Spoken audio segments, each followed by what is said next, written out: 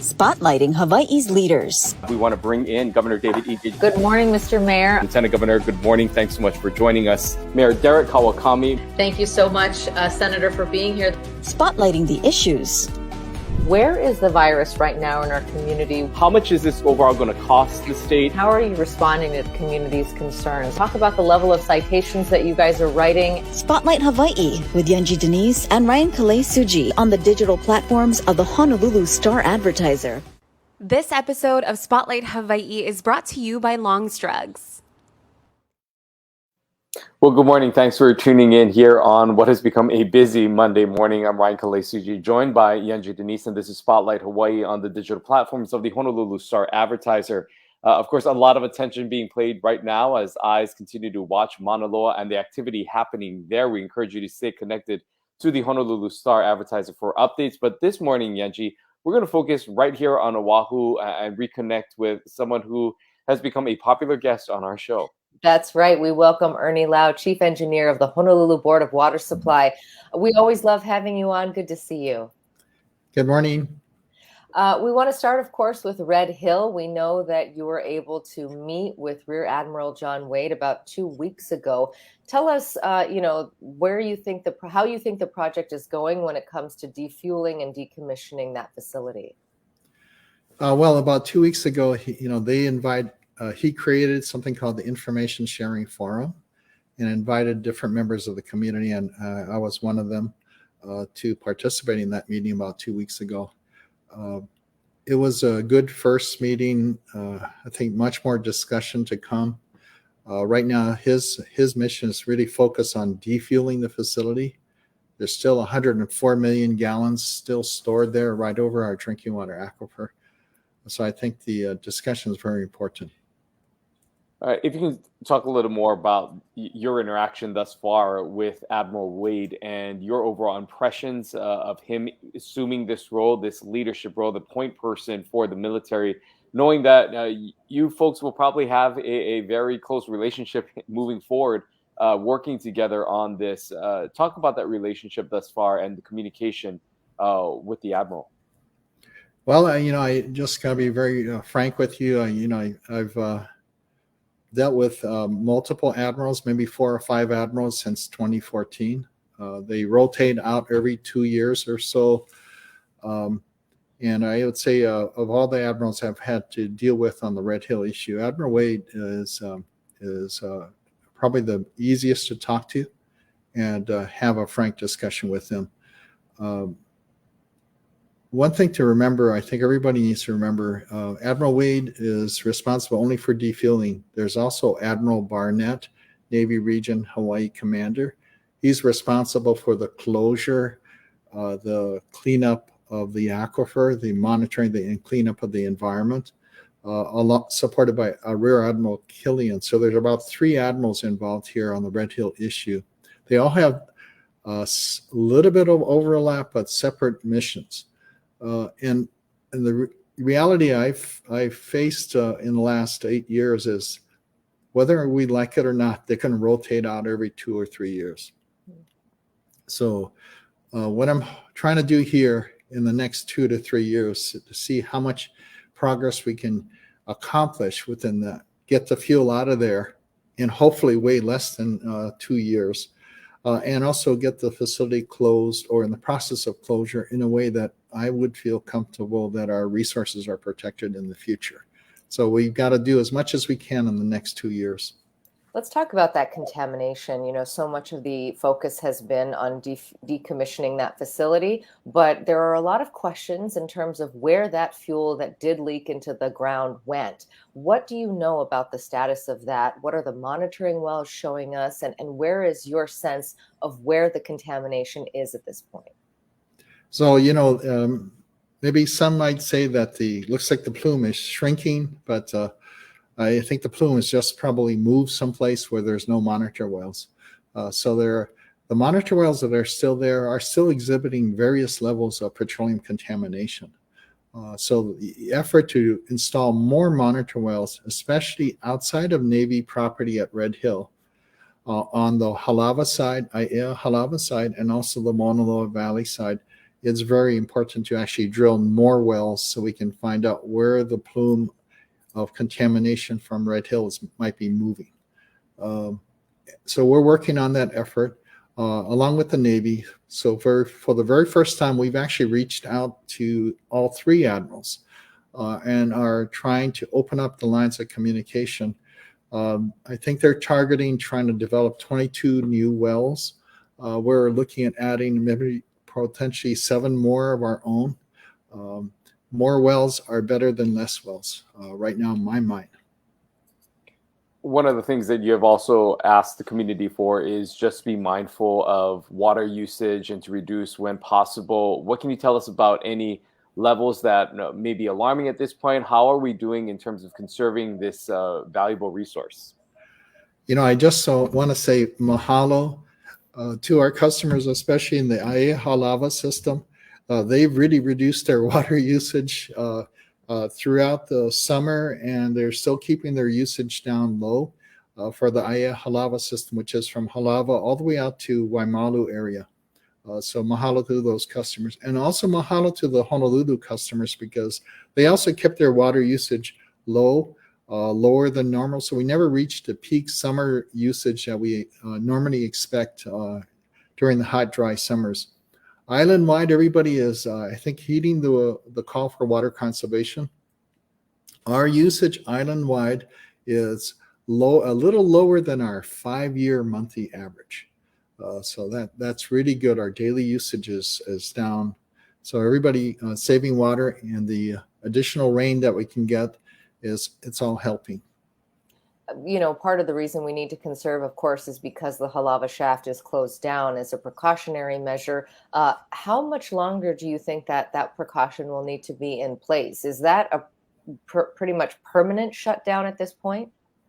At this point, I can't say if it's permanent, but I don't also have a date when I might turn on that well, because it's tied back to our knowledge of what's happening in the underground aquifer in that area.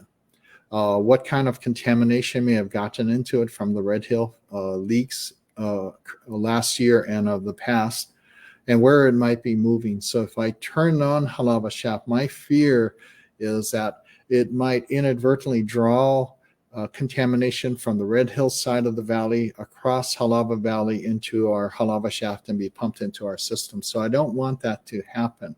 So I need to keep it off. So it's tied to how aggressive we are and how thorough we are in the investigation of the impacts on the aquifer. We also have 2 additional wells that are shut down as a precaution to our Aiea wells and Halava wells. So 3 wells total are still shut down. And right now it's indefinite. With all of this that is happening around this, there obviously will be a price tag that is attached to this. And this is a conversation that we've had on this program in the past about the responsibility of who is paying for not only the cleanup efforts, but moving forward, the restoration of some of these wells, the looking for additional water sources. We've spoken to members of the congressional delegation on this show who have also said that this is important to them, and seeing how on the federal level that they will be able to help to provide, hopefully, the funding needed for this. If you can speak to any updates on the financial side of this and who's paying for this, if there's been any further conversation of the military stepping in to help cover some of these costs. So right now for a monitor well, we are going to start construction hopefully sometime in January for a monitor well, a test well in Halava Valley on the Aiea side of the prison. And that well is about $1 million to install that test well. So 7 additional wells that we're looking at is another maybe $7 million. We're also advertising right now to drill an exploratory wells at one of our water tanks in Aiea at a higher elevation, and that exploratory well will tell us if we can develop a new water source to replace some of the capacity that we currently have shut off. We have estimated that to replace the capacity for the Aiea wells, Halava wells, and Halava shaft, that might be in the range of $200 million ultimate development costs. So we did reach out and inform our congressional delegation about it, and we look forward to continue to work with them on making us whole, making our water ratepayers whole by having the federal government actually pay for this. We don't have that commitment yet, and there's no mechanism yet, but we've already introduced that subject to the discussion. And more recently, we've asked the Navy to look at, on our monitor wells, just reimburse us for the cost, our actual cost. So at the end of the day, when we finish installing a new monitor / test well, just pay us back that amount of money. We'll see what the response is from the Navy. Hopefully it's a positive, but I keep on praying. I think the ratepayers also hope that that is the case, because ultimately, if the Navy doesn't pay, it will be the community. Yeah, it is. And for the Board of Water Supply, we're financially self-sufficient. We don't get any property tax revenues. We have to exist and operate and maintain our infrastructure and our water systems on our people paying their water bills. So just thank you, everybody, for paying your water bill. It makes a difference. We're coming off, of course, of the Thanksgiving holiday. And when you think back to last Thanksgiving, it was a much different time for you and for members of the Department of Health when all of this kind of came to the attention and really made headlines, not only here locally, but throughout the nation, was with what happened at Red Hill. Take us back to this time last year. I mean, now that you have a year of perspective, so much has happened during this time. How would you describe this time last year and how far you've come 1 year later?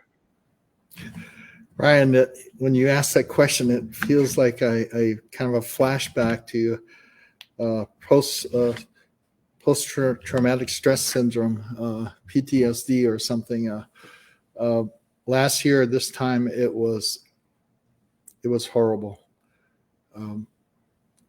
People were suffering with being exposed directly to fuel-contaminated drinking water on the base, and this was a real emergency situation last year. I think a year later, things are not stressful, but some of the big issues are still unaddressed. For example, the contamination impact on the aquifer. We still don't know the final conclusions on that a year later. There's still 104 million gallons stored at Red Hill a year later. We're still at risk every day that fuel sits over the aquifer. And people are still, from what I understand, and some of the Navy families that talk to me, they're still having health effects even a year later. So this is still troubling for our community to deal with. But it's a lot less stressful than it was a year ago. Last year would have asked me, how was my holiday season? And I would say, there was no holiday season last year. Thanksgiving was just a memory, and then Christmas and New Year's, there really didn't seem any time to celebrate last year. You did mention that there are still 104 million gallons that are looming over the aquifer. I wonder your thoughts about the timeline, what you think is a realistic timeline for that to be decommissioned, defueled, and also this idea of the closure in place. I know that is not something that you support. What are your thoughts about what should happen to the tanks themselves? Well, I think the defueling should, and that's what I'm going to be encouraging Admiral Wade to do, is look at ways to reduce the timeline. I appreciate that they shaved off 6 months, so mid-2024, but can you shave off another 6 months so it'll be gone by the end of 2023 or earlier?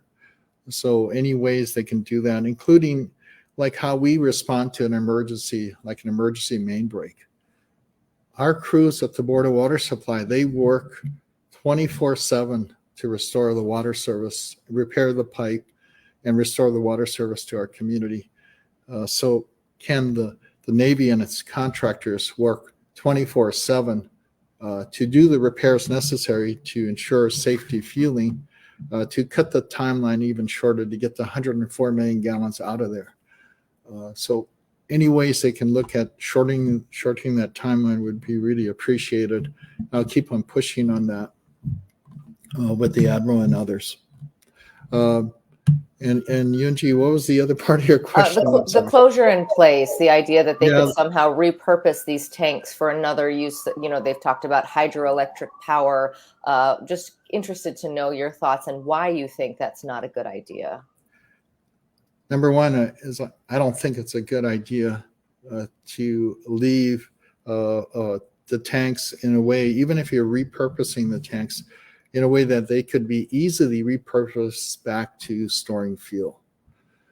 Because, you know, I grew up in Waipahu, and down there in Middle Lock, right below Waipahu High School, you have some old ships that have been mothballed there, stored there for future use for years, for decades.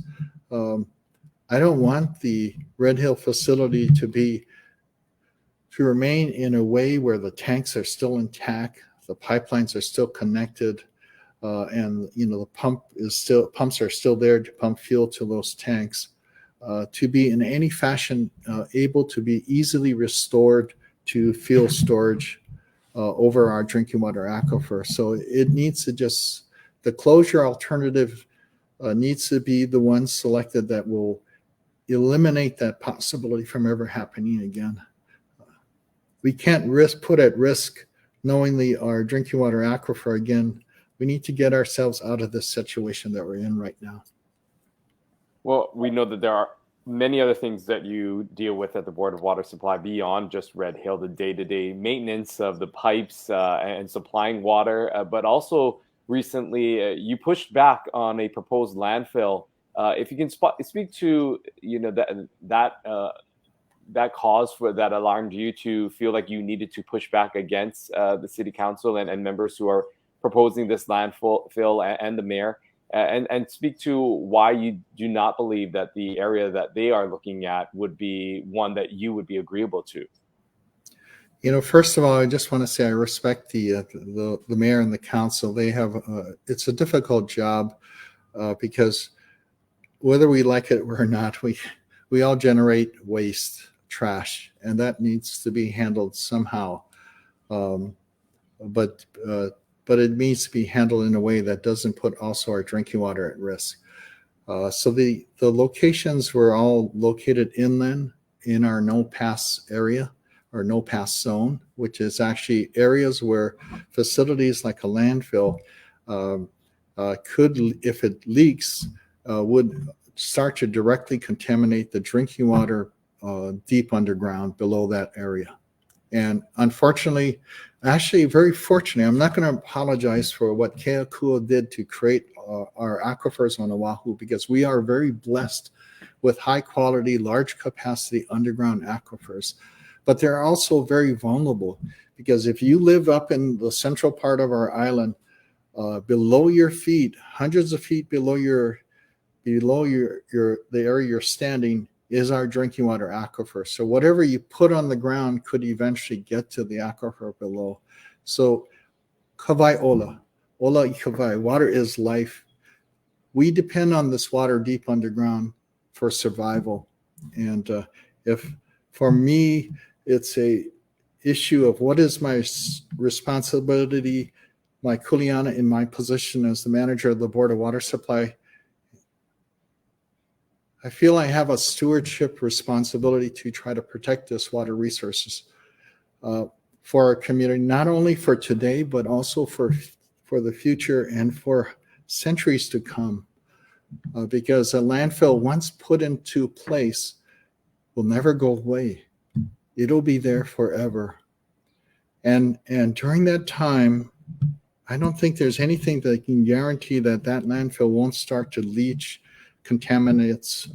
Whenever rain falls over that landfill, it'll percolate through the landfill and create something called leachate. And that leachate is very contaminated, a lot of contaminants, and it could leak into the underground aquifer and really affect our ability to use that water resources. So I respect the mayor and the council's decisions. They have a hard decision, but I need to stand in protection of our water resources because it's for our community and for our future. And there is no life without water. I think the question then becomes, if not there, then where? Ingrid asking here, please comment on where a new dump should be located. Mahalo. If it's not inland, where would you propose? And I know this is, of course, not your responsibility to dictate where it should go, but where would you suggest engineers and others start looking as they search out a new site? I think they need to look at areas that are below the no-pass zone, which is along the coastal regions of our island. There is still substantial land areas that are there, including some federally owned lands that would be more suitable for a landfill like this that would not jeopardize our drinking water resources. So I measure the locations based on whether or not it jeopardizes or could threaten our resources in the future, our water resources. And I think there are sites that could be considered that are not over our drinking water aquifer in the no-pass zone. And since you've made those comments and publicly stated that you do not believe that this is something that should move forward under the current proposed area and location, what has the response been like? Have you been able to speak to the mayor? Have you been able to speak to anyone else on the council about your concerns? And what has been their response to some of this pushback? Actually, I'm just expressing my position as the manager. There is a process in our rules that allows for my decisions to be appealed, to request a hearing, and after that, they can also appeal to the water board to see if they would change my position. My discussions with the mayor, has been pretty open. And I will actually be talking to him very shortly. He might bring this issue up, but those are decisions that are with him. I think he fully understands my position as the manager of the Honolulu Board of Water Supply in protection of our water resources. So I'm sure I'll be able to talk to the mayor openly about this. Earlier in our conversation, you did say that we've been able to sustain the heat for the summer and not overtax our water usage through conservation efforts. Can you give us a little bit of a preview on a public hearing that is happening today at 2 p.m. about water conservation and what steps you are proposing if we get to a point where we need to conserve more water? So it's really important, Red Hill, I think, was a real wake-up call for all of us, and we had to implement very quickly conservation requests, and mahalo again to the community for heeding the call. The idea, what's happening at 2 o'clock today is a public hearing on our proposed water shortage and response and recovery plan, and it basically is a strategy and tactics of what we might have to implement and the procedures and triggers that we might use if we get into a water shortage condition where supply is not enough to meet the demand for water. So what we want to do is, before we get into that emergency condition, let's get a plan out there, allow for public input into that plan, and let's adopt this plan that'll guide us if we get into a water shortage condition, so everybody understands ahead of time what are the triggers and what are some of the actions that might be required. We hope never to get into this situation, but we want to be prepared for an emergency should it come. And is there any insights into what that might look like? You're saying that this is a plan that you guys are putting forth. What are some of those things that you're going to be unveiling, so to speak, or proposing for people to make those decisions on? So some of the things that could create a water shortage condition, could be a contamination of a resource, quote unquote, Red Hill, the Red Hill experience of a year now from last year. Others could be long-term drought, multi-year drought conditions, and Hawaii has experienced that before. It could be also a major breakdown of some of our infrastructure, pipelines or pump stations that reduce the amount of supply available to meet the demand. the triggers we're looking at is based on hours of pump or well pumps operating every day. Out of a 24-hour day, if the well pumps are operating 16 hours or less, then we would say that is a no water shortage condition, especially during our summer months when we have to meet the peak demands during the hot, dry summers. If the pumps are now running up to about 20 hours a day, then we're indicating that's going to be putting us into the alert stage or alert condition where pumps are running 20 out of 24 hours to keep up with the water demand from our customers. If we get to now 22 hours a day of pump operation, then we're getting into what we call the critical stage. Critical stage is where if we don't start to reduce water usage from our customers, that we actually might run out of water at different times of the day. And that might be, some people might experience low pressure. Some people might experience no water at all at times when the water tanks run dry. So this is a kind of a progressive process here, progressive actions and tactics based on how many hours a day our well pumps are running. And what specifically would we have to do? What are some of the steps that you would recommend people take if we enter that sort of 20 to 22 hour pumping zone? What kind of conservation efforts would you call for? And these are only examples. The plan describes some of the actions, but it doesn't limit us to the actions only in the plan. So some things might be to limit outdoor irrigation. So no irrigation except maybe 2 times a week or 3 times a week, and no irrigation on certain days of the week, depending on your address. If you're an odd or even address, your address, last number in your address. So that's just one example. No car washes might be another example. No car washing outside, no washing of sidewalks. Basically focusing on interior water usage. And for large customers, we might ask them to reduce their water usage by a certain percentage. If it gets really extreme, like you see, for example, what's happening in the Western United States, where they're in multi-year drought, record drought, and they're in areas running out of water, basically. So I think even for some of those areas, they're looking at no turf or grass in unnecessary locations, even paying rebates to replace your grass with artificial turf or some other hardscape that doesn't require any irrigation. We're not there yet, but that's what we're trying to avoid, some of those extreme measures. And also, if it becomes necessary, restricting new water meter issuance for larger developments.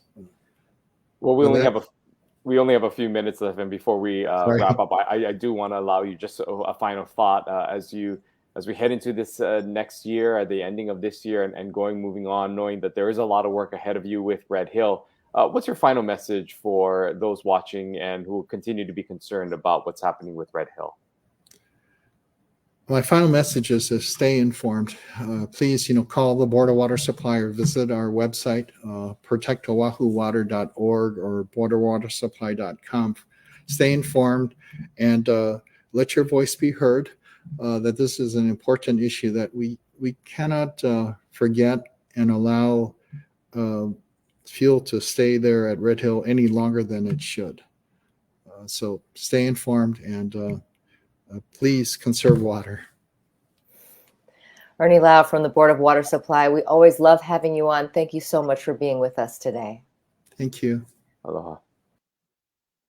Always great to hear from him, and some encouraging news there. He said that his interaction with Rear Admiral John Wade has been positive. He noted that he's, had experiences with a number of admirals over the years on the Red Hill issue, and that he said that he has found Rear Admiral Wade to be the most open and the easiest to speak with. That is encouraging, but he is still sounding the alarm on those 104 million gallons of fuel that is sitting above the aquifer. It doesn't sound like the Halava shaft or so the 2 nearby wells will be open anytime soon. So conservation efforts are still needed, and a lot of money is needed as well. Yeah, he said $22 million is what it's projected to cost to construct some of these new wells that they're going to have to do, as well as to pay for some of the other efforts that have been made by the Board of Water Supply, and that the Department of Water, Board of Water Supply has been directly talking to members of the congressional delegation. Nothing yet has been promised, or there is no vehicle for that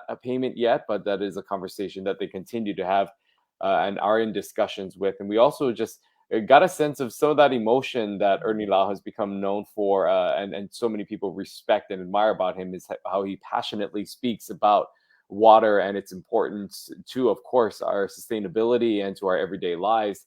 Reflecting back on this time last year, I remember all of this happened during the Thanksgiving holiday week.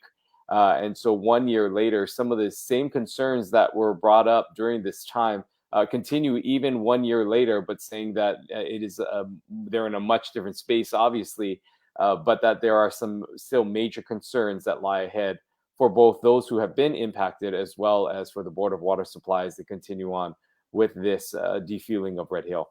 Right. And you just really hear his passion, not only about the Red Hill issue, but really as being a protector of our water resource, and saying that it's his job to really look out for that. And that's why he's rejected the city's proposed sites for a new landfill. The current landfill, of course, is full and was supposed to close a number of years ago. It's time to find a new space. But it sounds like the ones that the city is looking into are not ones that he supports, because he says eventually those could leak into the groundwater as well. The runoff from that could leak into the groundwater, contaminating the aquifer below and leading us to more issues down the line. So he's rejected those, and really saying that it's up to the city and those responsible to find new sites. He's suggesting going closer to the coastline, going away from the central part of Oahu, so that they don't affect the aquifer below. But with Ernie Lau, we always love having him on, because you really hear, as you noted, Ryan, his passion for protecting this resource. There will be a public hearing today at 2:00 to talk about conservation measures if they become necessary. He talked about some of the triggers that could happen, and just wanting to make sure there is a plan in place, so that if we do face those issues, whether it's because of contamination or a drought, we are ready.